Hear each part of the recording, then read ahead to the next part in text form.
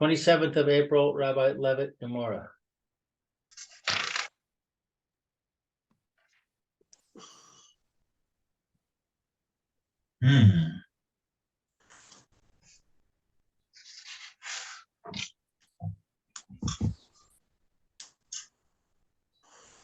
So we got up to Amar of Sheshis. Yeah, we did, I think, up to Rav Sheshis, and including Rav Sheshis. Okay, so the Gemora is going to ask a kasha on Rav Sheshis right now. We're on Kuf Zayin Amid Base, 107b, and Rav Sheshis is directly across from the Tosus Dibra Maskil Kagon. Rav Sheshis, just review what Rav Sheshis said. We did yesterday, Ton Tanis Ganev, but Pikodon, he's making a claim that it was stolen from him, that was deposited by him, and came in Shesholach Boyad, Potter, and since he sent his hand out against the deposited item before he made the shvua, he's going to be Potter on the kefil. Only where he did not make any usage of the item, he's going to be kefil for a false oath. Now, what's the reason for that? My timer, Hakikama Rahmana, because the Torah says, Nikra Balabais El Elohim Im Loi Sholach Yado B'Malachas Re'eu. That the parties will be brought before the judges on the matter of whether the custodian sent his hand out against the deposited item. Meaning to say that the shomer has to swear that he did not make any usage of it. Only in that way that he actually did not make any usage out of it. That's when it says in the end of the pasuk. After that, it says Asher Yashiyun Elohim Yishalim Shnaim L'Re'eu. And when the judges find him guilty, he'll have to pay double. Meaning to say that if witnesses come and testify that he swore falsely, then he'll have to pay. But if he was shalach yad with a pekadon, and then he swore, then he's potter. Okay, so that's the way Rav Sheshis understands the pasuk. Now we're going to go to Rav Nachman. Amalei Rav Nachman. So this is a few lines down from Rav Sheshis.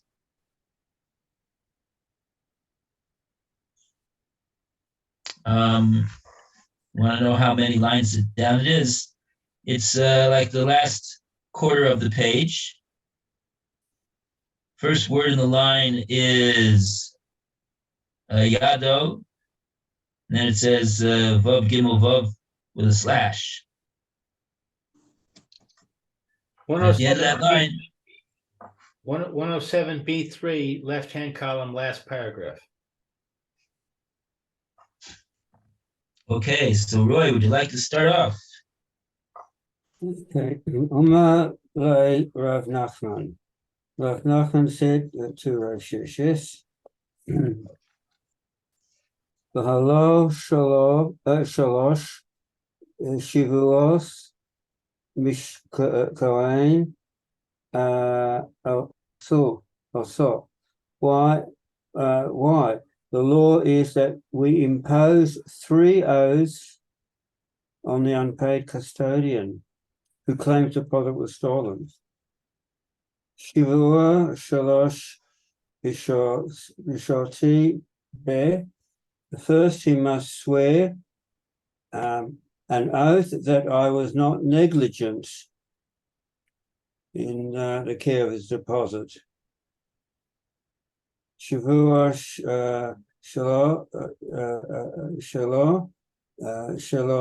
shalachti yad.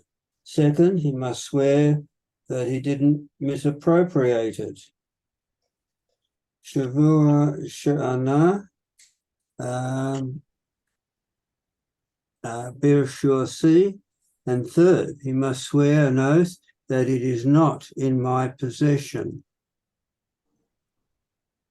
Me'lan shavua shelo shalachti ba yad dumim dumya dishbua she'ana birashusi. Now, is not the law regarding an oath that I did not misappropriate it similar to the law regarding an oath that it is not in my possession? Ma shavua shana birshusi. Just as with respect to an oath that is not in my possession, the law is that ki migalya milasa de isi birshusei chayiv. When it becomes known that he swore falsely, and it is indeed in his possession, he is liable to a twofold payment. Af shavua shalosh shalachti ba yad. So too, with respect to an oath that I did not misappropriate it, the law is ki migalia milosa deshalach ba yad chayv. When it becomes known that he also swore this oath falsely and indeed did misappropriate the deposit, he is liable also to a twofold payment. Is that not so?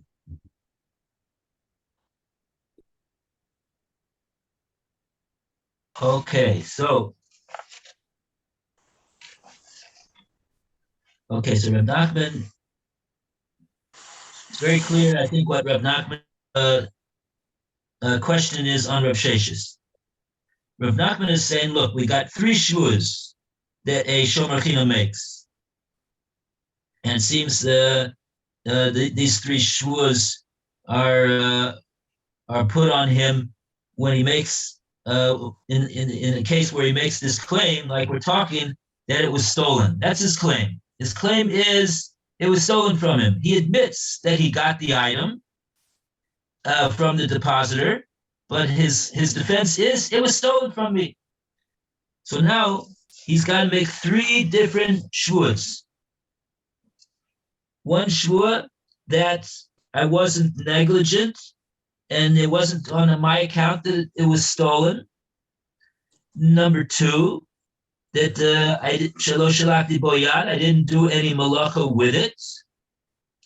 And three, Eino Rishusi, it's not in my possession. It's not presently in my possession. It was stolen. It's not in my possession.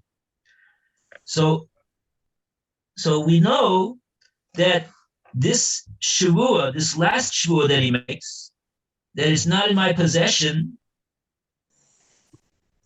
if when the witnesses come along and say, oh yes, it is in fact in his possession. It's in his backyard right now. We saw it this morning. So that will make him chayav for kefil. That's a classic case of Toan Tanas Ganav. So the question is, what about these other two shvuas? What do they have to do with the chiyuv of the kefil? So Reb Nachman reasons as follows: that just like we say in regard to the shvua shelo b'rishusi, if the witnesses come along and disprove him on that one, he's got to pay kefil. Why should the din not be equal in regard to the other two shvuas? And particularly the shvua of Shalosh Shalachti Boyad, which such that, in other words, if he says that I did not send my hand out against it, and the witnesses come and say he did do so, he should have to pay. He should have to pay. He should have to pay kefil, and not like Reb Sheshes. Reb Sheshes, the way Reb Sheshes learned the pasuk was that Dafka when he did not send his head out against the item to make any usage of it, and he's disproven because the witnesses say it's in his backyard, and so we see that he swore falsely that it wasn't Rishusi. That is when he is going to be chayiv kefil. But if he did send out his hand, he's going to be pater according to Reb Sheshes. So that's the question of Reb Nachman on Reb Sheshes. Do we have any Rashi over here? Yes.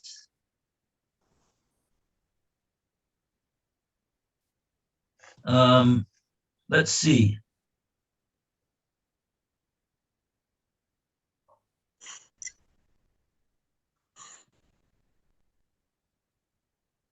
Yeah, let's start with the Rashis. Divrei Maskil Shalosh Shavuos Mashbiim. Shalosh Shavuos Mashbiim. We make him have three Shavuos. Et Shomer Shchiman Nignav. So Nigneve. So we're talking about the 3 oaths have to be on a Shomer Chiman.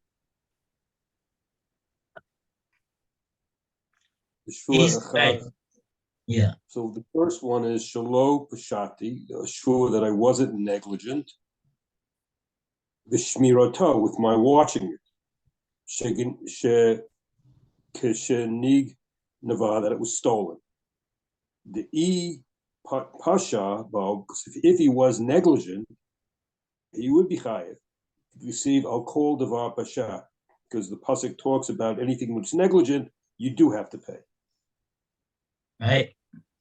The next one is Shvua Shalo Shalachti Bayad. Shvua that I didn't really put my hand on, I didn't misuse it.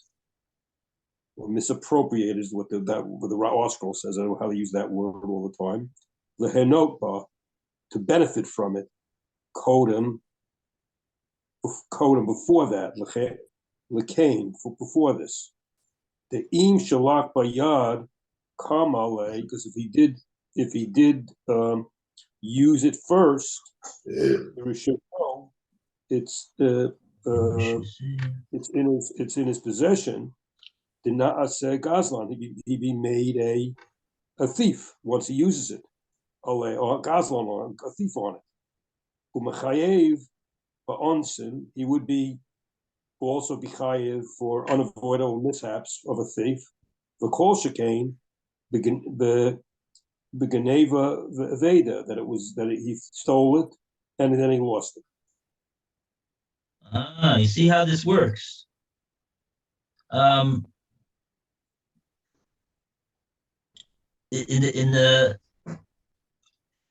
the case of when he makes a shvua shelo pashati, so he's saying I wasn't poshea, I wasn't remiss in my obligation of shvira, and like that it was stolen not on my not because of any fault of mine, because if he would have been. If the witnesses would come and say yes, he was poshea, he left the door of the pen open, and the Goslin was just able to walk in there and grab it. So like that, Rashi says he would be chayiv for as a shomer who was poshea. He'd be chayiv for the loss. For the theft, rather, even if he didn't swear, he wouldn't be chayiv kefil, but he would be chayiv because he was poshea in regard to the loss. Could be that if he swore that he wasn't poshea and the witnesses proved that he was, that Rashi would agree that he'd be chayiv kefil on that. Just like if he would say shelo b'rishusi and he was disproven, he'd be chayiv kefil. And then the next Rashi, where Rashi says, Shalosh Shalachti Boyad, he's got to swear that he didn't make any usage of it. Now, if he did make usage of it, says Rashi, so we're explaining over here that would mean that he made a kinyan gazela of it. It's come reshusei. It's established now in his reshus. What that means is he's regarded as the gazlan, and now if something happened to it, anything happened to it, even an onus, he'd be responsible to replace the loss, which would not be the case if he didn't send his hand against it, and he's just a shomer chinam. He's not responsible for an onus for sure, and he's not even responsible for Gneva Aveda unless he was Poshea. But here that he sent his hand out against it, now he turns into a gazlan. It's put in his reshus, and what that means is that if anything happened to it, he'd for an onus.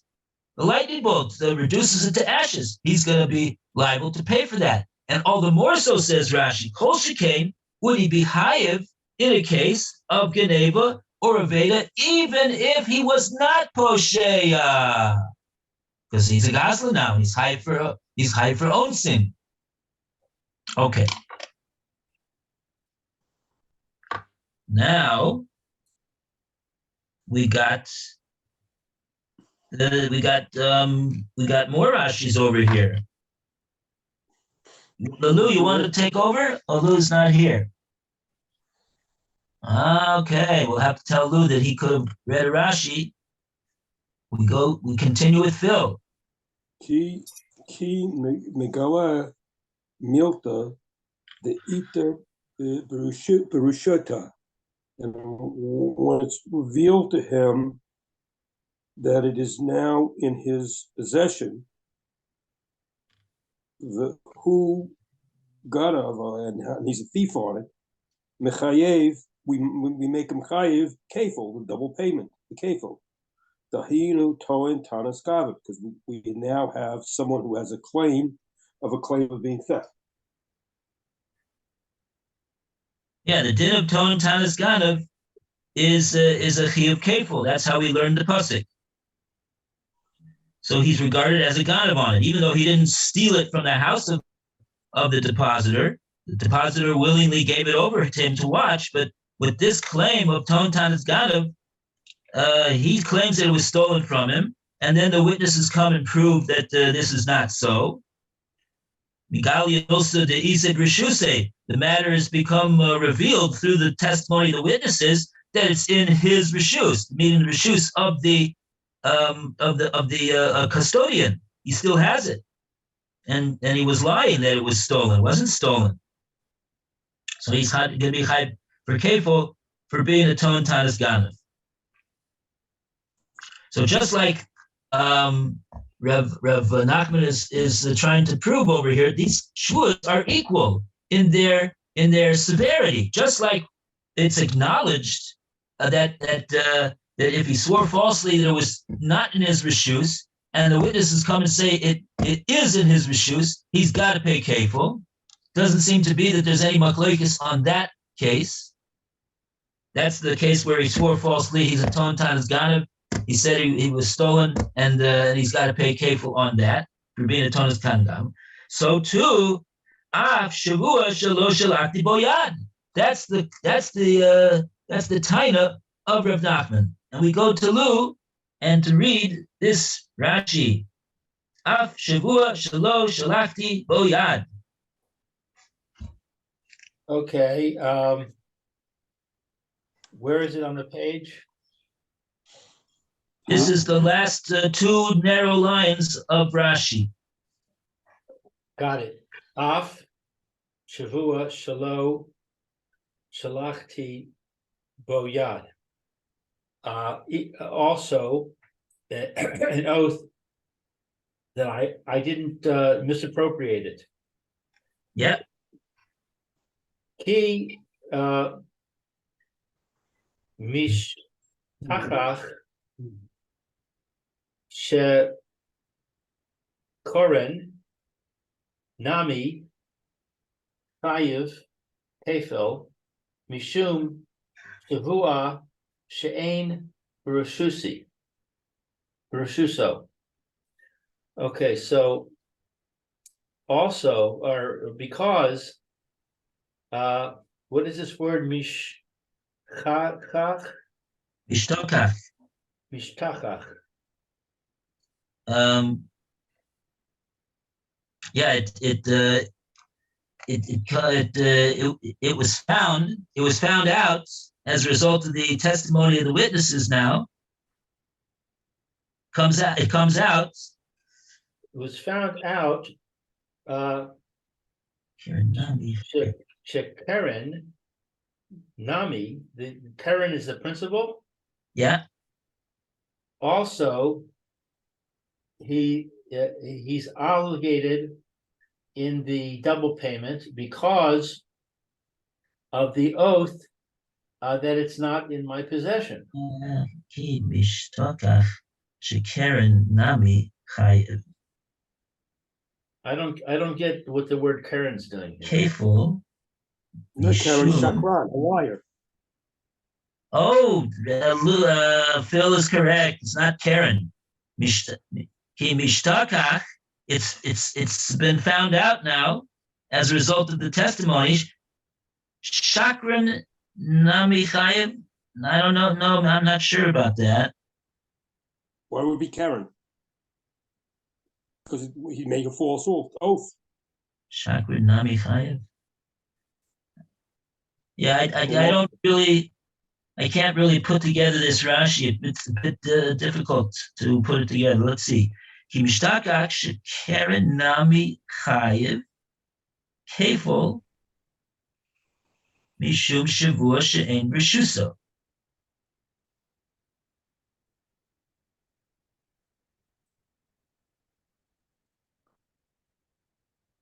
Let me see. Shavua shalosh shalachti bo yad. Should be that. Should also be.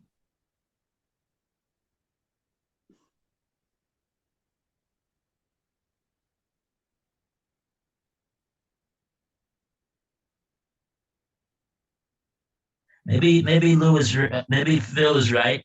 Kimishtaka Shakran. Discovered that he's a liar. Also, he's obligated to pay double payment.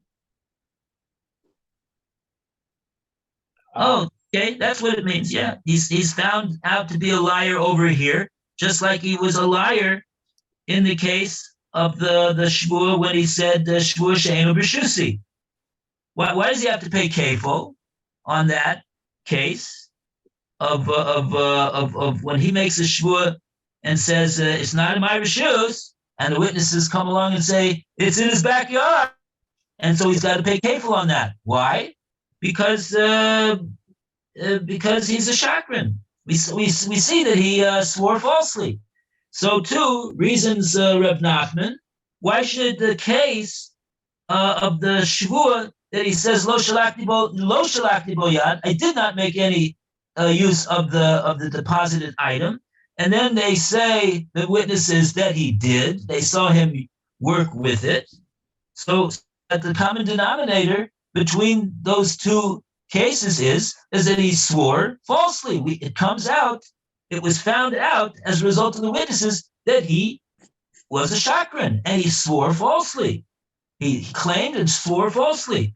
Ki mishtagach shakran nami chayev kefil mishum shvua she'en b'rishusoi.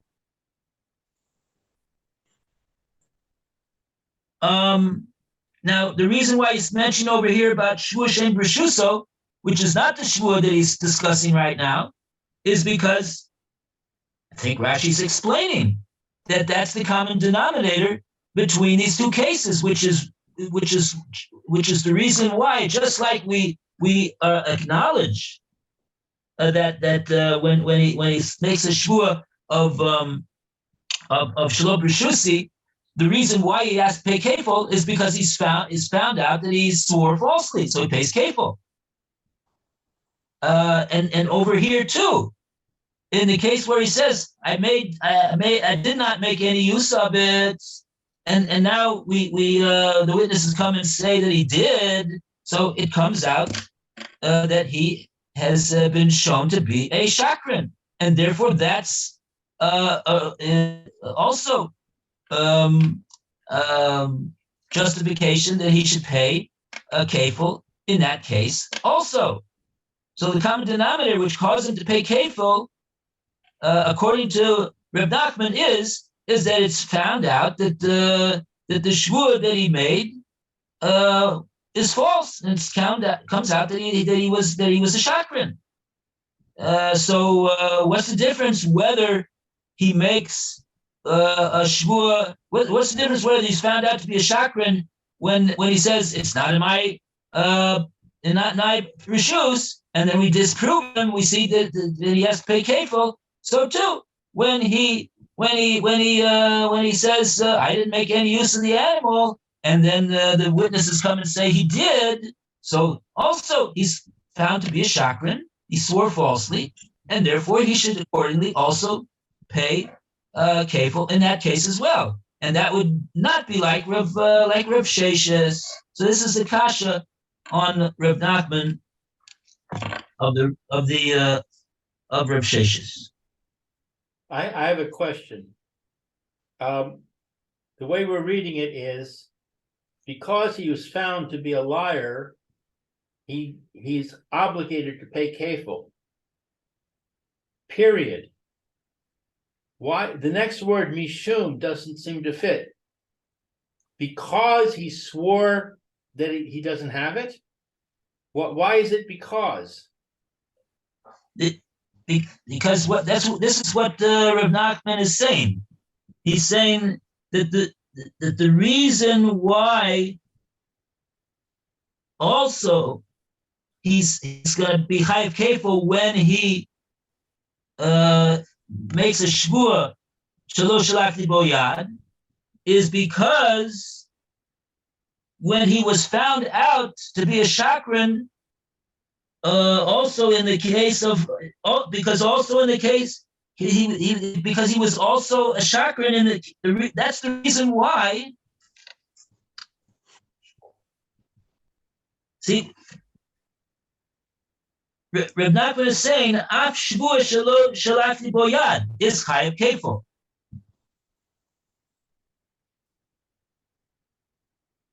Right, Reb Nachman is saying he's saying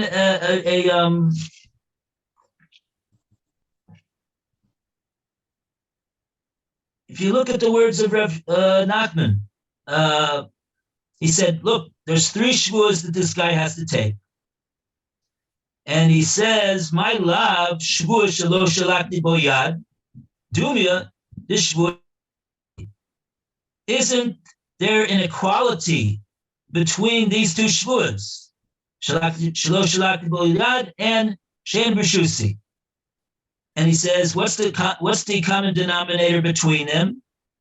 Mashvur shein b'shusi, just like we find that when he makes a shvur shein b'shusi, he megalia milsa the isay b'shusi, when it's found out that he swore falsely, he's going to be chayav. Af shvur shelo shalachti bo yad. So too, the din should be when he makes a shvur shelo shalachti bo yad, he megalia milsa the shalach bo yad chayav. He'll be chayav over there too when he makes a shvur. When he makes that. I understand what you just said, but what I don't understand is why it says because. You just said so too. He swore he didn't use it. So too when he swore he didn't have it.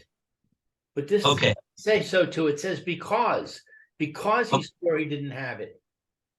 So Rashi is explaining why it is that just like by shelo b'shusi, so too we say by shalachti bo yad. Why is it that we say that they are equal? What's the common denominator between them?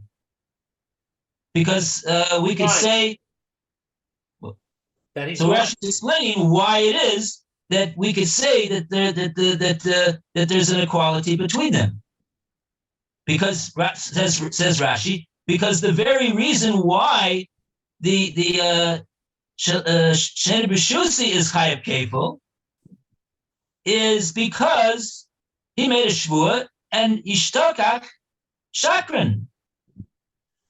Also in that case, the reason that because of that, that's why he's paying kefil, because he was found out to be a shakran. In other words, like this.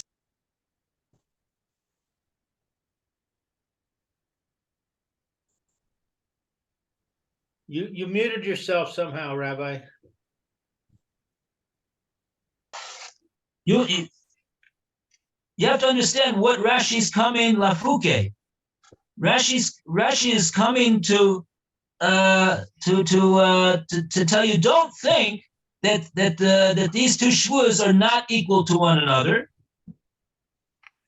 and that there's no that you can't learn out one from the other. You can't say just like he's chayav kefil if he says it's not in my reshus and he's disproven. You can't say, oh yes, also where he says I didn't do any work with it and they disprove him. That's a side issue. That's a side issue. He did. The real issue over here is where is this thing? Where is this object that I gave you? And he's saying, oh, it got stolen. And the witnesses come and say, it didn't get stolen. It's in his backyard. We understand that that's a case of Ton Tanas Ganav, and the pasuk says he pays kefil. But in a case where he simply misappropriates it, what's that have to do with the main issue over here of where is the object and how come you don't give it back to me? That's a separate issue. So perhaps only that main issue of where is the thing and how come you didn't give it back to me, only that, when he lies in that case, when he's disproven and it's proven that it's in his backyard, he's the one really that's got it. Maybe over there only does he have to pay kefil for being a ton tanas ganav. And Reb Nachman is coming to differ with Reb Sheshes and say, no, there is an equality with these two shvuas over here. There's a common denominator. And just like he's proven, what's the common denominator?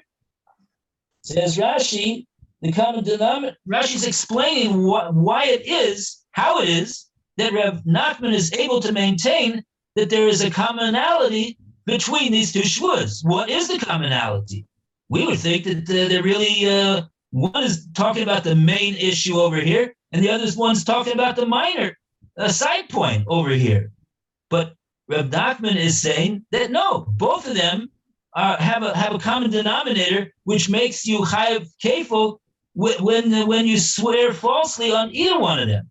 And that common denominator, Rashi explains, is ki ishtokach shakran, because he's been found out to be a shakran in the shvua that the Bezdin administered to him. That's the reason why he's chayav kefil, and that's the reason Rashi has to finish off this Rashi and say mishum shvua she'ein b'rishuso. Even in the case where he makes a shvua that is not in his rishus, the common factor over here why he's chayav kefil is because he's been found out to be a shakran.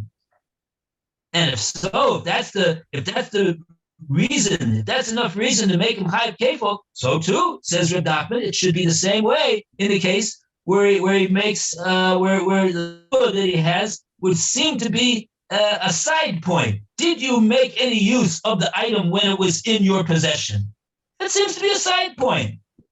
I did. I didn't do it. Okay, you shouldn't have done it. We're gonna wrap him on his. We're gonna give him a say tisk tisk on you. But the real issue is, what did you do with the item?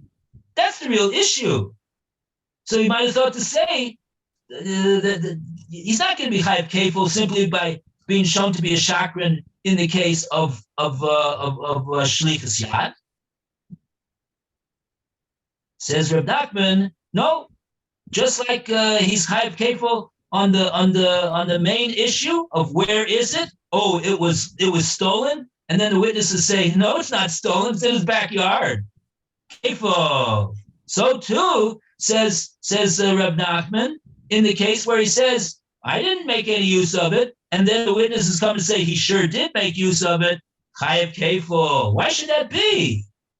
Why should that be? Why should Reb Nachman equalize them? Says Rashi, because the common denominator is because if you want to know the truth, even in the case of she'ein b'shusi, the reason why he pays kefil, says Rashi, according to Reb Nachman, is mishum shavua she'ein b'shusoi.